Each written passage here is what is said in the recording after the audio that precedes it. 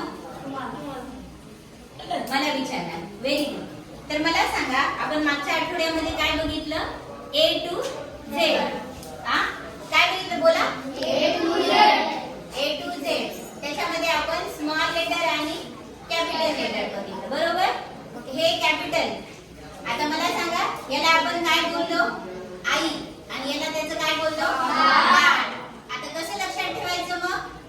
Capital letter म्हणजे त्याची आई आणि स्मॉल लेटर म्हणजे ते बाळ. आता A to Z पर्यंतच आपण पूर्ण प्रॅक्टिस केली, बरोबर? आता मला सांगा, सगळ्यांना ABCD येतं आता या वर्गामध्ये? तर त्याच्यावर 8वी या इयत्तेमध्ये तुम्हाला एक प्रश्न असणार आहे इथून पुढं. जर ती ABCD जर आली तर तुम्हाला तो प्रश्न काय येईल? सोडवता येईल. ठीक आहे? आणि त्या प्रश्नासाठी किती मार्क आहेत तुम्हाला? 2 मार्क. बरं, हा प्रश्न फक्त 8वीलाच आहे का? नाही. तो प्रश्न तुम्हाला 9वीला पण आहे, तो प्रश्न तुम्हाला 10वीला पण आहे. Very good. काय हुशार आहेत ते लेकरं माझे. ठीक आहे? तर आता काय करायचंय? हा प्रश्न आहे बघा. Put the following words in alphabetical order.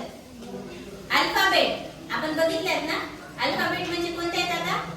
A to Z. मग आता ह्या प्रश्नाचा मराठीमध्ये हा प्रश्न सगळ्यांनी आता लिहून घ्यायचा आहे तुमच्या वहीमध्ये. चला लवकर वह्या काढा, लिहून घ्या फटाफट.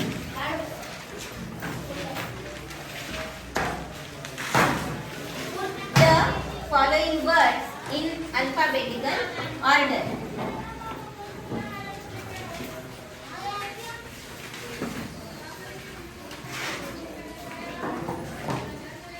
आपण त्याचं एक एक्झाम्पल पण घेतलंय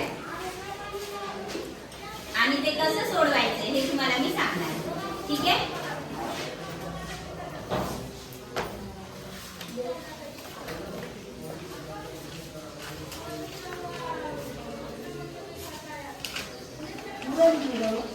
यस, ये पूरा जो है ना, ये पूरा क्वेश्चन है यहाँ से यहाँ तक. Put the following word in alphabetical order.